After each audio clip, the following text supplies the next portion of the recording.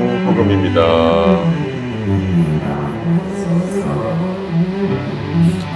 그때 예수님께서 니고데모에게 말씀하셨다. 모세가 광야에서 뱀을 들어올린 것처럼 사람의 아들도 들어올려져야 한다. 믿는 사람은 누구나 사람의 아들 안에서 영원한 생명을 얻게 하려는 것이다. 하느님께서는 세상을 너무나 사랑하신 아버지 외아들을 내주시어 그를 믿는 사람은 누구나 멸망하지 않고 영원한 생명을 얻게 하셨다. 하느님께서 아들을 세상에 보내신 것은 세상을 심판하시려는 것이 아니라 세상의 아들을 통하여 구원을 받게 하시려는 것이다. 아들을 믿는 사람은 심판을 받지 않는다. 그러나 믿지 않는 자는 이미 심판을 받았다. 하느님의 외아들의 이름을 믿지 않았기 때문이다. 그 심판은 이러하다.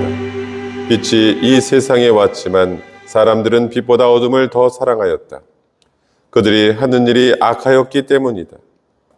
악을 저지르는 자는 누구나 빛을 미워하고 빛으로 나아가지 않는다.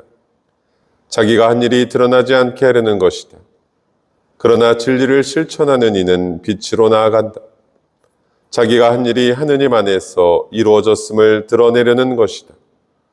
주님의 말씀입니다.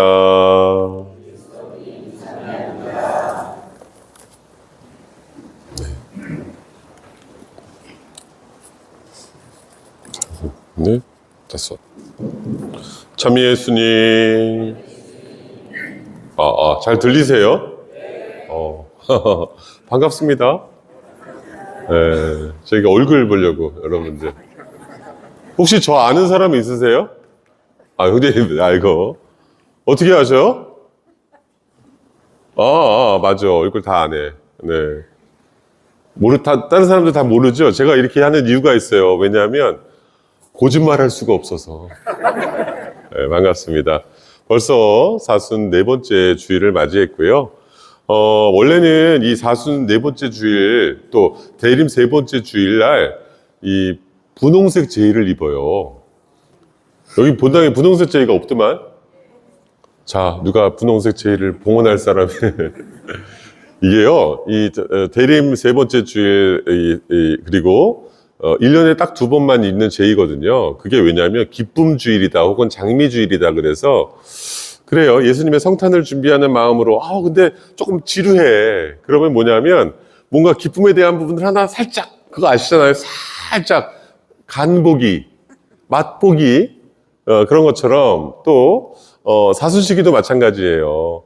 참회, 회개, 보속의 시기, 절제의 시기를 살아가면서 왠지 모르게 지쳐. 그런 삶을, 그런데 부활의 희망에 대해서 조금 더 힘차게 나아가자라는 의미에서 교회는 전례를 통해서 장미색이라고 할 수 있는 분홍색 제의를 살짝 비춰줌으로써 어떻게? 네, 그런 거 있잖아요. 여러분들 등산 가다가, 힘들어갖고, 아이고 힘들다. 근데 사람들이 얼마큼 더 가면 돼요? 그럼 사람들은, 똑같은 얘기 하죠. 내려오면서 뭐라고 얘기해? 조금만 가면 된대. 다 어때? 근데 올라가면 1시간이야. 속았어. 근데 참 아이러니하게도요. 나도 내려가면서 힘들었다고 그냥 그 사람들한테 뭐라고 얘기해?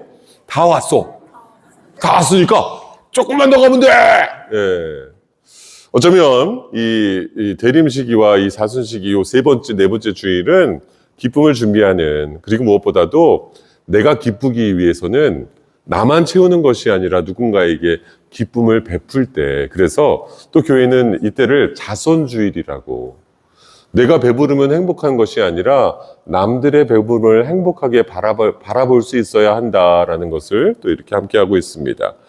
그래요. 오늘 복음의 내용을 또 독서의 내용을 이렇게 묵상해 보면서 저도 오늘 우리 용의동 성당에 좀 일찍 왔어요.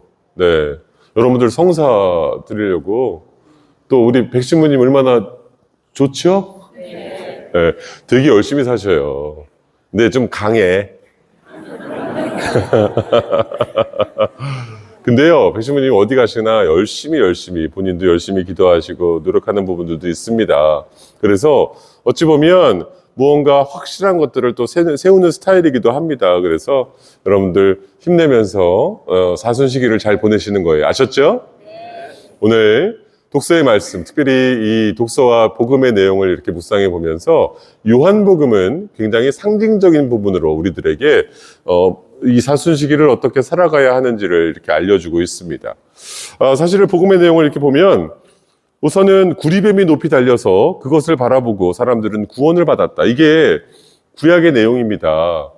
이 에집트에서 피난을 나온 이 이스라엘 민족들이 바로 가나안 땅으로 들어갈 수가 없었어요. 왜냐하면 이 피난설이 모세를 통해서 이렇게 이끌림을 받아서 나왔지만 이미 가나안 땅에는 정착민들이 있었어. 농경 문화를 갖고 있었던 자기 땅을 가지고 있던 사람들. 지금에 따지면 이 여러분들 팔레스타인 사람들, 그게 그때부터도 이어지고 있는데 그들은 자기에 대한 땅에 대한 애착이 있기 때문에 유목 생활을 피난 나온 사람들이 이미 땅 차지하고 있는 사람들에게 들어갈 수가 있어 없어? 네? 없죠. 그러니까 어떻게? 광야에서 40년 동안 이렇게 막 돌아요. 근데 문제는 광야 생활을 하다 보니까 이 사람들이 후회를 하기 시작해요. 이럴 줄 알았으면 잘 살던 이집트 땅에서 내가 왜 나왔냐 이거야.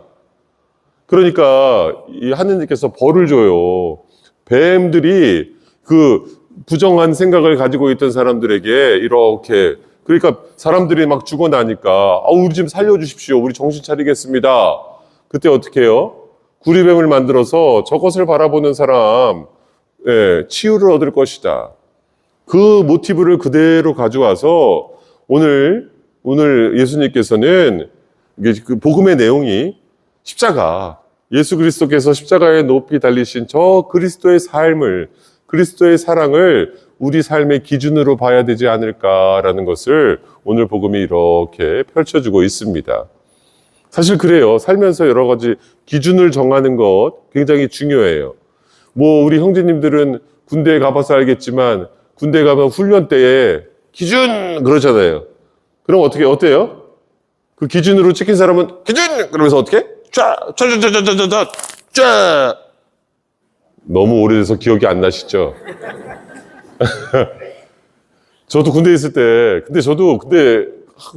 제가 군생활, 군대 얘기를 해서 죄송하지만, 그 기준 잡는 애가 참 잘생겼어. 애가 흐여멀고, 키도 크고 멋있으니까, 항상 조교들이 기준을 제일만 정해. 근데 얘가 조금 모자라. 기준은 움직여야 돼요? 안 움직여야 돼요? 가만히 있어야 되는데, 얘가 너무 긴장이 되니까, 그러면, 기준! 해놓고 나중에, 야, 기준 대우는, 좌우로 벌려! 그러면, 근데 얘가 지가 움직여. 아우, 속상해 죽겠어, 아주 걔 때문에. 그러니까 어떻게? 기준이 흔들려 버리니까 전체가 다 왔다리. 남는 건 뭐만 남어? 그냥 엎드려 뻗쳐. 삶의 자리 안에서 우리는 여러 가지 가치 기준을 가지고 살아가고 있습니다. 킬로그램에 대한 기준이 있고요. 시간에 대한 기준이 있을 것이고, 또 여러 가지 기준들이 우리들 삶에 있어서 우리의 삶을 편안하게 만들어준다라고 이렇게 정의해 볼 수 있는데, 문제는 사회학적으로 여러분들 인생을 살아가면서 과연 우리는 어떠한 기준으로 세상을 살아가고 있는 것인가? 사실 여러분들 잘 살아보세. 수도 없이 그런 얘기를 들었어. 그죠? 새마을 운동도 들어봤고. 근데 문제는 어떻게 살아야 잘 사는 거예요? 네? 착하게 살아서? 여러분들 혹시 애들이, 없구나, 다행히. 요즘 애들한테요, 착하게 살자라고 얘기하기가 좀 뭐해. 착하게 살면 손해인 것 같거든요. 이게요, 한 사람을 죽이면 범죄자지만 100만 명을 죽이면 왕이 돼요. 아셔요? 옛날에 상손벌악이라고, 그게 무슨 뜻이에요? 착한 사람은 상을 받고, 악한 사람은, 조금 심하게 악한 사람은 상을 점령해버려. 얘들한테 무엇이 옳은지 그른지를 얘기하기가 조금 껄쩍지근해요. 근데 그렇다고 해서 애들한테, 얘들아, 세상은 착하게만 살아서는 안 된다. 어떨 때는요, 저도 좀 애매할 때가 있어. 과연 우리는 어떠한 가치 기준을 가지고 살아가야만 할까? 여러분들 삶의 위로가 무엇이 있을까? 사실은요, 요즘에 그런 고민들을 많이 해. 예수님의 십자가를 지고 나를 따라라. 예수님께서 그 말씀하셨는데, 여러분들, 우리가 매번 느끼는 거지만 십자가지로 신앙생활 하시는 거예요? 주님, 오늘 하루도 나에게 고통을 허락하소서. 주님, 오늘 여기도 아팠으면 좋겠고, 저기도 아팠으면 좋겠고, 이 십자가를 그냥 매일매일 저에게 해주소서. 그런 기도 해요, 안 해요? 안 하지. 나도 안 하는데. 주님, 이 십자가를 거두어 주소서. 항상 웃긴 것은 행복은 어디 있어? 겁나 멀리 있어. 행복은 멀리 있지 않아요. 겁나게 멀리 있다고 생각해. 그리고 항상 어떻게 해? 돈은 어디에 있어? 옆집에만 있는 것 같아. 오늘 복음의 내용은요, 사실은 오늘을 사는 우리들에게 과연 우리들은 어떠한 가치 기준을 가지고 살아갈 수 있을까라는 물음을 우리들에게 제시해주고 있습니다. 사실 오늘 이 물음에 대한 해답은요, 이독서에 나와 있어요. 이독서에. 하느님이 우리를 선함으로 초대해 주셨다. 이미 판 깔아놨다 이거예요. 우리의 생명이 그냥 그렇게 만들어진 생명이 아니라 하느님의 특별한 선택을 통해서 생명이라는 귀한 은총을 받고 우리가 이 세상에 태어났더라. 우리는 빛의 자녀의 신분을 가졌기 때문에 우리의 기준이 이미 하느님의 귀한 빛으로서의 기준을 가지고 있음을 잊지 말라. 근데 우리는 자꾸 어둠만을 생각해요.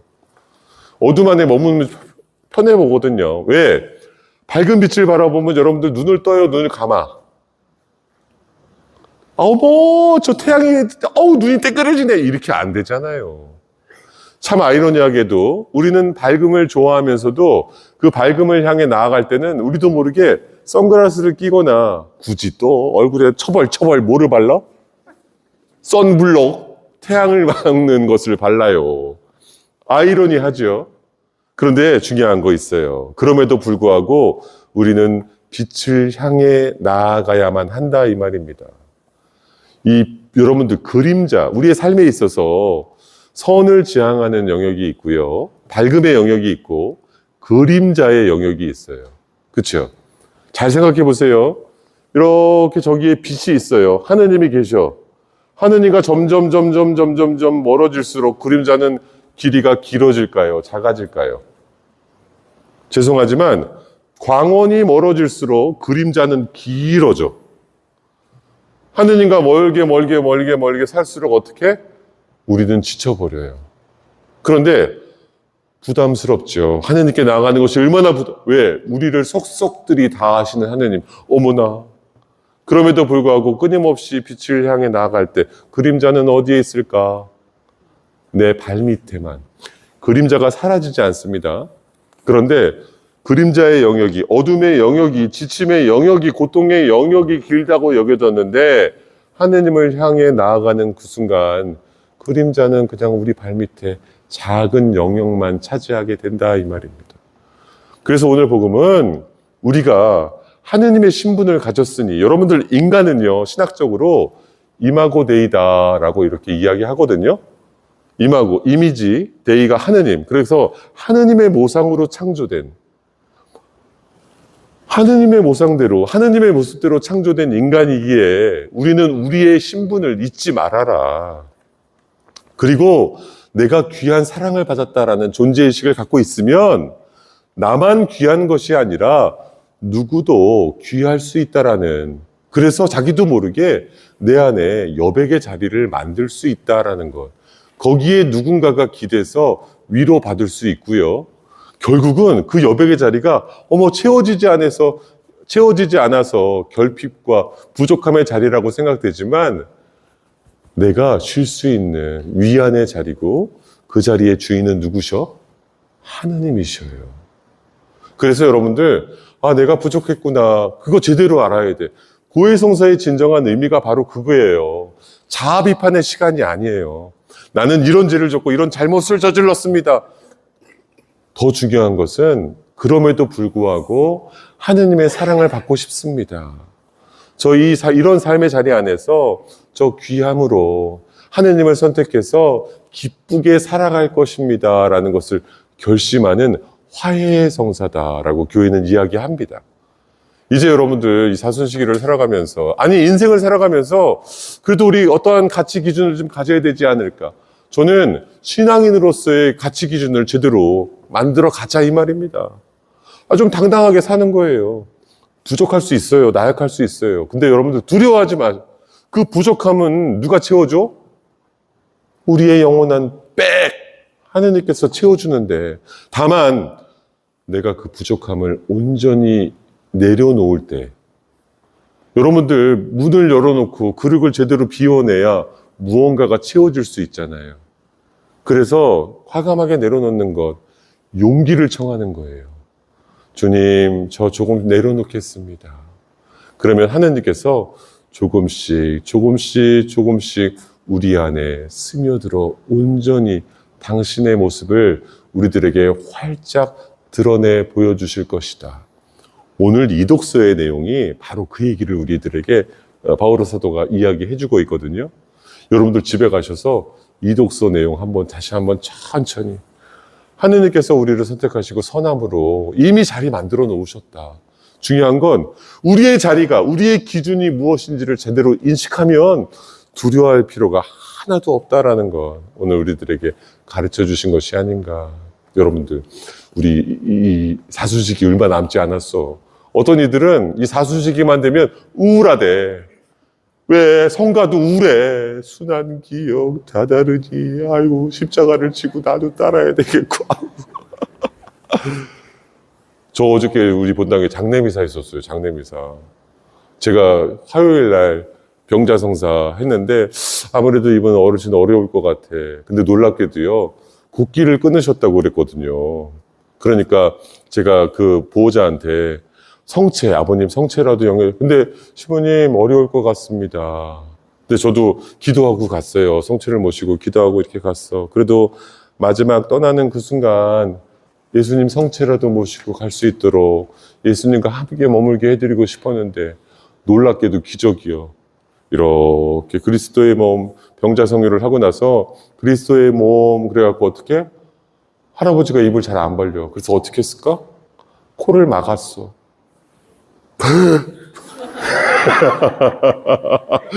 할아버지가 입을 안 벌리시니까 코를 내가 이렇게 살짝 잡으니까 갑자기 할아버지가 그래서 성체를 딱 놓았어요. 근데 놀랍게도요, 할아버지가 아멘. 기적이었어요. 그리고 이틀 있다가 할아버지 돌아가셨다라고 연락이 와서 어제 이렇게 장례 미사를 이렇게 하는데, 또 놀랍게도 그 유가족 한 분이 아버님 마지막 영전에 노래를 불러드리고 싶대. 걱정됐어요. 장례 미사 때 노래를? 큰일 났네. 이거 혹시 트로트라도 부르면 큰일 났네. 근데 무슨 노래냐면, 주여 당신 종이 여기 왔나이다. 와, 마음이 짠하면서 자기 아빠를 위해서 그 노래를 이렇게 부르는데, 정말로 하느님 앞에 부족함을 가지고 나왔습니다. 그래요. 이 사순시기는요, 여러분들 칙칙하고 우울한 시기가 아니라 모든 교회가 기도하는 거룩한 시기야. 예수님의 부활을 간절히 준비하면서 온 교회가 기도하는 시기예요. 여러분들 이 기도의 시기에 이 유행을 여러분들 따라야 돼, 안 따라야 돼? 네? 유행은 놓치면 돼요, 안 돼요? 지금 교회가 기도하는 시기라니까. 그러면 여러분들도 기도를 해야 됐을까, 안 해야 됐을까? 해야 됐을까? 그래요. 여러분들, 우리 신앙으로서의 삶의 기준 놓치지 않으셨으면 좋겠어요. 우리 모두가 하느님의 품위를 받은 귀한 존재다라는 것 여러분들 잊지 마시오. 빛의 자녀다라는 것. 그래서 나는 기쁘게 살 거야. 행복하게 살 거야. 감사하며 살 거야. 절대로 잊지 마세요. 그리고 또 한 가지. 이 사순시기 동안 간절한 마음으로 주님 안에 머무는 것. 유행을 따라가야 됩니다. 그치요? 하느님께서 나를 기쁨으로 초대해 주셨다라는 거.